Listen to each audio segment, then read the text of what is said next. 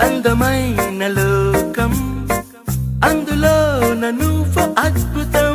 అందుకేగ నిన్నే కోరుకుంది చిన్ని ప్రాణం అందమైన